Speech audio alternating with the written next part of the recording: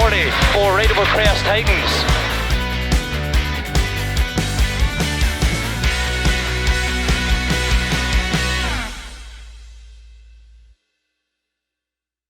The 2019 Pro Time Motorsport UK Asphalt Rally Championship certainly provided plenty of entertainment, the championship going right down to the wire on the final round of the series. In this season review, we take a look back at the championship and how it unfolded, all starting back in March with the Tour of Epping. The opening round of the series would take the crews to Epping for the first of two visits, and Jason Pritchard and Phil Clark wasted no time in getting their defence off to a good start, taking the lead of the event by the midpoint in the day. That lead hadn't always been with Pritchard though. Damien Cole and Shelley Rogerson had led on stage 1, but a poor tyre choice would drop them back down to second and in the chasing position. Phil Turner and Simon Anthony would be third at the champion crews at this stage. A great start to the first event for the pair, although they would be around a minute back from the leaders. Hugh Hunter and Rob Fagg bring the new Focus WRC out this season, but sadly round 1 wouldn't go to plan. A fly-by-wire issue would see them stop on stage 1 and go over the time limit. John Stone and Jack Morton join the championship this season, a regular in the series in previous years and back out this season in the X-Works Fiesta WRC. A misfire early in the stages wouldn't help the times, but a quick fix in service would allow them to have a clean run for the remaining stages. Alan Kirkcaldy and Cameron Fair make their Epping debut on the opening round of the series, bringing the R5 car out this season and looking to be mixing it with the top contenders. Things start off well with 5th place. After a great result last season, Wayne Sisson and Max Freeman return to the series in the trusty Evo. They take the early class lead at the opening round and 7th place overall. And it would be the class lead too for Graham Hollis and Ashley Trimble, the Escort pair in the B11 class this weekend. Alternator problems would be causing them a scare though, and it would need looking at in service.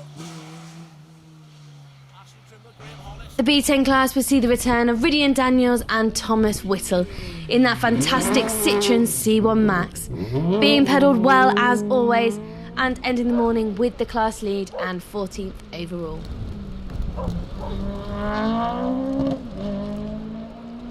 And another well-pedal car taken to the stages at round 1 would be William Mains and Claire Williams. The Nova pair usually well above their seeding, and this weekend would be no different, leading the class and in 17th overall. Defending B12 class champions Mike Pugsley and Mark Clapworthy would have a bit of a scare when the bonnet of his Mark 1 Escort came up on the stage. Thankfully they continue and going well in the class.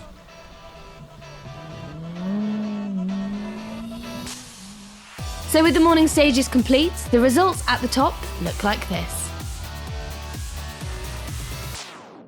On to the afternoon, and there wouldn't be any change for William Mains and Claire Williams.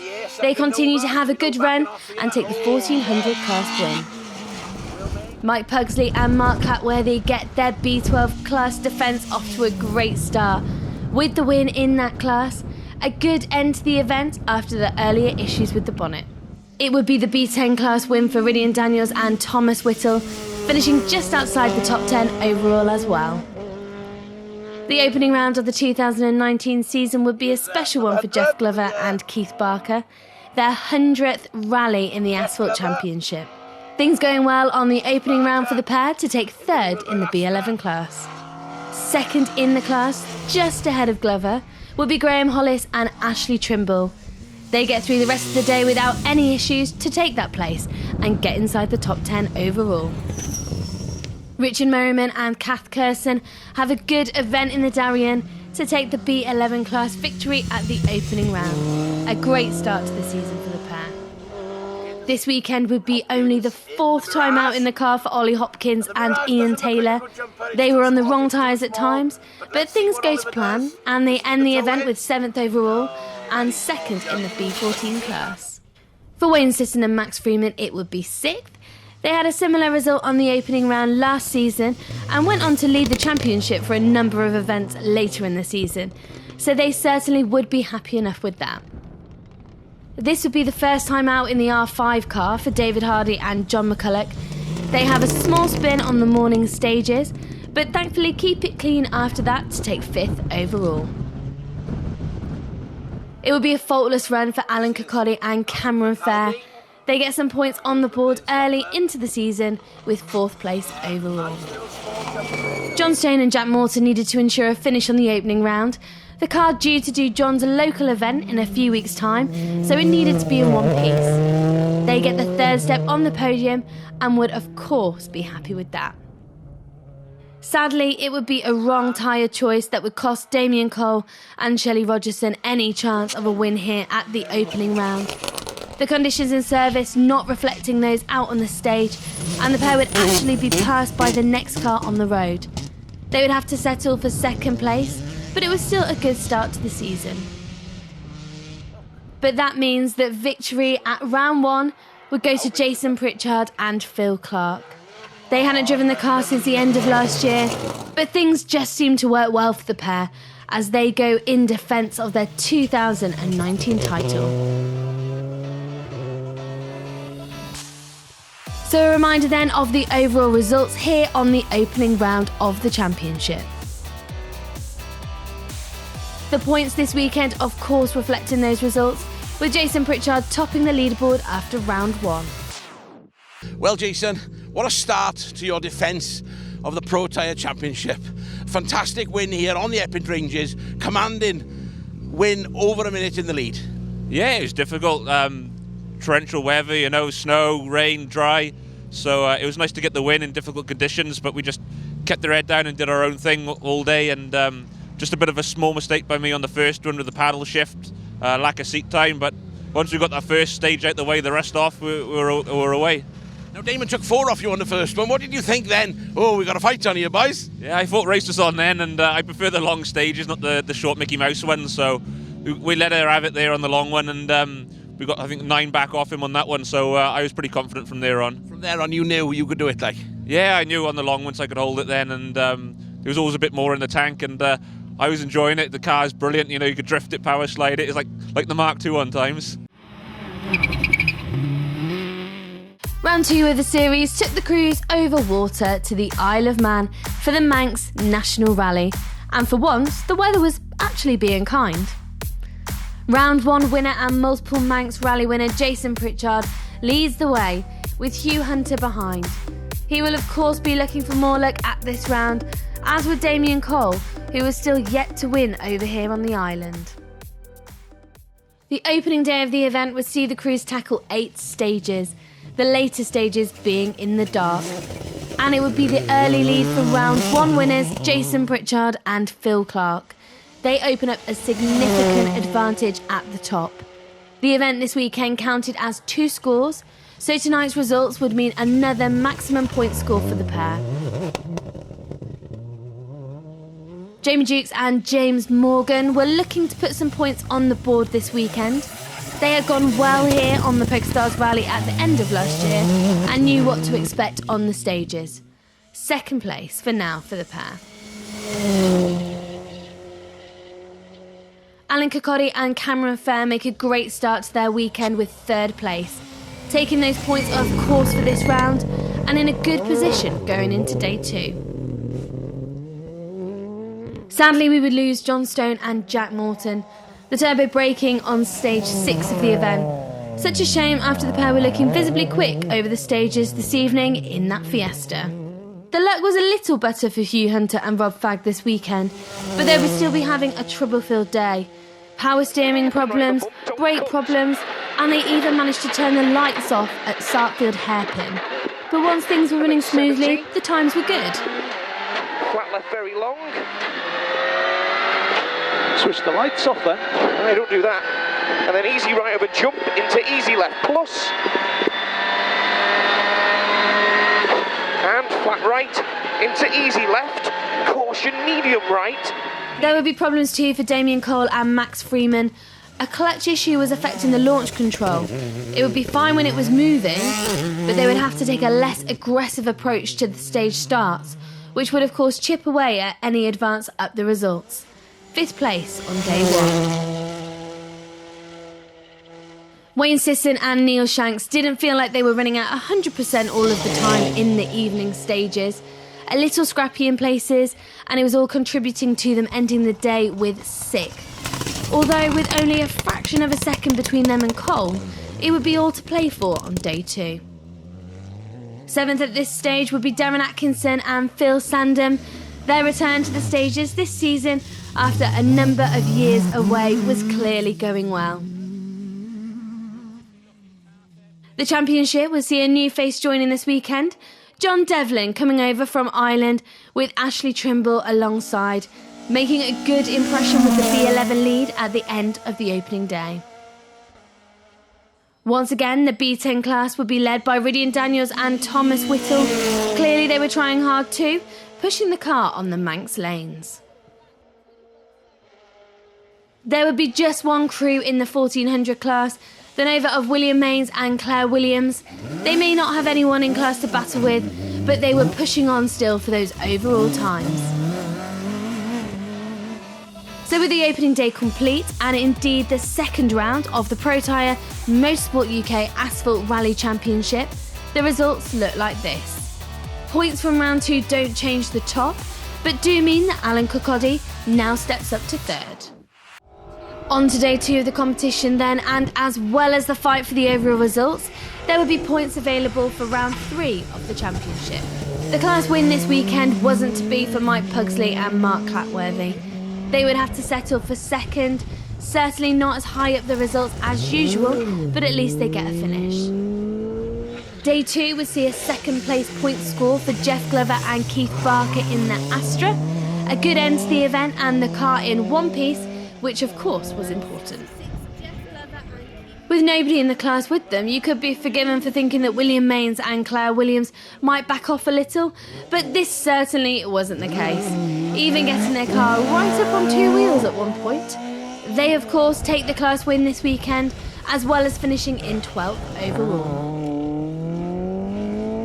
No change in the class for Jonathan Stepney and Allard Davies. They had a great weekend to take their 2nd maximum score for leading the B12 class at the end of the event. Sadly, we lose David Hardy and John McCulloch when they roll the car on stage 15. So close to the end of the event after the pairs started to get used to the car and put in some good times. Oliver Hopkins and Ian Taylor round out the top 10 at the end of the event.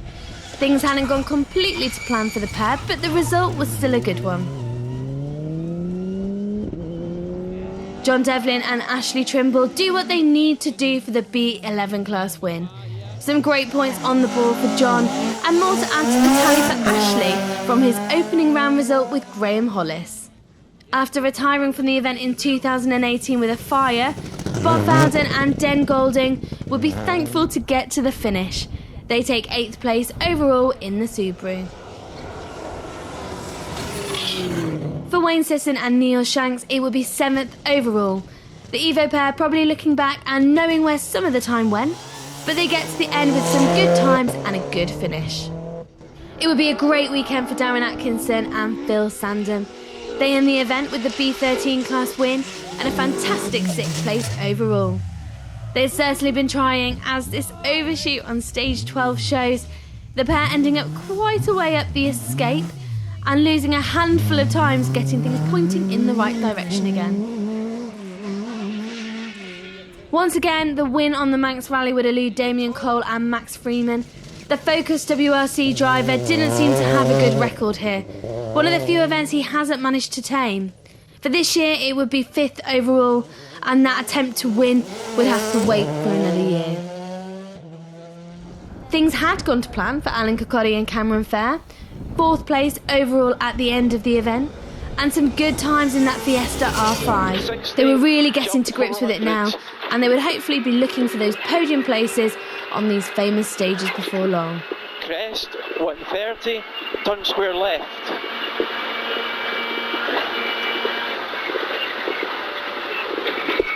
200. Turn tight, hairpin left, round the bale. Damage limitation had been the name of the game for Hugh Hunter and Rob Fagg. They did the best they could after day one problems, and the times when things were going well would have seen them fighting at the top. Sadly for this year it wasn't to be though, and the pair settled for the final step on the podium. For Jamie Jukes and James Morgan, there was no catching the leaders, but they didn't really think they could. They settled for that second place, happy knowing they were the best of the rest, and showed they had the pace to be at the top of the results once again here on the Isle of Man. But taking the win this weekend were Jason Pritchard and Phil Clark. Another win to add to the collection, and a convincing one too. Perhaps for next year's event they could bring the historic Escort and level the playing field a little. So the results at the end of the Manx National, rounds 2 and 3 of the Pro Tyre Motorsport UK Asphalt Rally Championship look like this. The good result for Kirkcaldy on day 2 will see him step up another place in the overall points, now up to second behind Pritchard. Jason Pritchard, congratulations on a fantastic win here, taking it to win number 5, I think. Fantastic result. Yeah, it's brilliant. It's been a fault this weekend, really. Just a launch issue this morning on the one stage, and then a mistake by me, a stall and overshoot. But apart from that, cars run brilliantly. Few mistakes with the tyre choices, but it's the Isle of Man, and today it's glorious. So that's a good day, thanks to the marshals. It's been a brilliant event again. 3 minutes, 14 seconds in it you've won by. That's a mountain of time. You could have not done one stage. Yeah, it's credit to Phil. I think the amount of work he puts in before we even come out here makes the recce a lot easier. We're confident then from the recce onwards, and we can just get that gap and sort of hold it then, and it's a comfort zone we're in. Round 4 of the championship would head to Belgium for Rally van Verwijk, and it would be championship leader Jason Pritchard who leads the way of the championship contenders. Hugh Hunter makes his first trip over here this weekend too. On to the morning stages then, and the conditions would be less than ideal. Very slippery in places, especially with the cuts dragging out the mud. Damien Cole and Dale Bowen take the early lead of the event, but it wasn't an easy run, struggling to keep it on the roads in some places. For Jason Pritchard and Phil Clark, it would be second, bringing out the Fiesta this weekend instead of the Focus. This event wasn't too kind to the pair last year, so they would be hoping for better luck. They start the day with the lead, but was slipped down to second on the following stages. Sadly, however, they would retire back in service with brake problems. John Stone and Jack Morton make a great start to the event, taking third place at this stage and just 16 seconds back from Pritchard up ahead. John's first event in Belgium, so things were going well. Sadly, things wouldn't go well for Hugh Hunter and Rob Fagg, their event coming to an end in a stage 2 ditch. Gary Lequado and Bill Painter bring their fantastic looking Hyundai WRC out for round 3, and things were going well too. 4th place at this stage, but a little way back from the podium places. Spencer Child and David Tordshaw make their first appearance in the championship this weekend. A good start too, as the pair end the morning with 5th place overall. For Darren Atkinson and Phil Sandham, it would be 6th. The times were close as well, with just a single second between them and the Subaru up ahead. Choosing slicks in the opening loop was certainly the wrong choice though.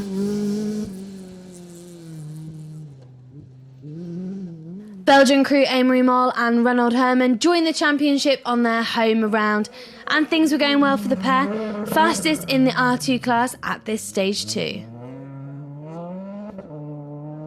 Chris Ford and Matt Daniels would be a little further back in the class and the overall results than they would have wanted due to a wrong tyre choice, but they were still going, 8th place for the pair for now. Ridian Daniels and Thomas Whittle make their usual good start in the class, taking the lead there as well as 9th place overall in the C1 Max. But sadly, a little further down the overall times, due to a plug lead coming off in stage 6. So with the morning complete, the results at the top of the championship cruise look like this. On to the afternoon stages then, and the afternoon didn't get any better for Adrian Drury and Kat Lund. In fact, it got worse. They crashed the car and caused a bit of damage, thankfully able to continue though and end the event with 9th overall. For Mike Pugsley and Mark Clatworthy, it would be 8th. Tyre choice in the morning held them back a little, but things were much better as the day went on, taking the class win once again. Rydian Daniels and Thomas Whittle have a good afternoon to end the event with the B10 class win. After the problems this morning, they wanted to show what they could do and set some good times as the day went on. A steady approach would pay off for Chris Ford and Matt Daniels. They didn't want to put the car in a ditch. They reached the end of the event with 6th of the championship contenders here in Belgium. There would be a bit of a scare for Spencer Child and David Torchel in the afternoon when they develop a fuel leak. Thankfully, they were able to get things fixed and take 5th place at the finish. The debut in the championship would go well for Amory Moll and Renaud Herman, 4th place for the pair, as well as the R2 class win. A great warm-up for their next event. Sadly, we would lose Gary Lequadeau and Bill Painter, the Hyundai coming to a stop in stage 9 of the event after a good start. On to the podium places then, and it would be a fantastic 3rd place for Darren Atkinson and Phil Sandham. The Escort pair putting some good times in and climbing up the results this afternoon. It would be a successful debut on the Belgian stages for John Stone and Jack Morton. They were having some issues with the steering bending, but they raised the car up a bit to help them through the cuts without damage. Some fastest times on the last loop would see them taking 2nd place. But that means for the first time this season, it would be the win for Damien Cole and Dale Bowen. The morning had been a slippery wake-up call, but things in the afternoon ended up much better for the Fiesta pair. So confirmation then of the results here in Belgium for the 4th round of the championship. That win for Cole now sees him move up to the top of the championship standings and with a 17-point lead over Jason Pritchard. A win in the Pro Tyre Series this year. If I told you that this morning in that old Oxdale Soup you were driving around in, you would have thought something different. Yeah, the first loop this morning was horrible. Stage 3 was the most slippery road I've ever driven on. It was awful. You didn't look happy in the car at all, but you got through it. You didn't toss it off like some other people. No, we changed the front springs after stage 3 when we got to service, and that made the car a lot better. It was just a bit stiff this morning, and I knew we just had to get through those first 3. And then you've had a good fight with John Stone all afternoon then? Yeah, we've been swapping seconds all afternoon, been really good, really close. Are you pleased? Very. I think it's a while since I've had 30 points, so...